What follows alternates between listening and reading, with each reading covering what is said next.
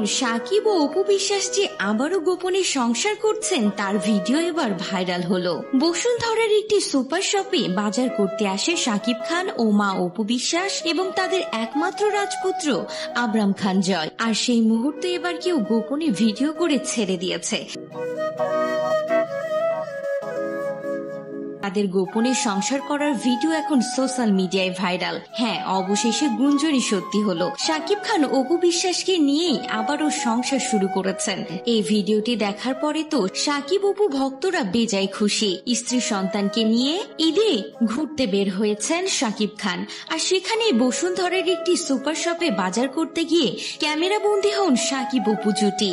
তো ভিউয়ার্স, তাদের একসঙ্গে দেখে কেমন লাগলো অবশ্যই কমেন্ট করে জানাতে ভুলবেন না।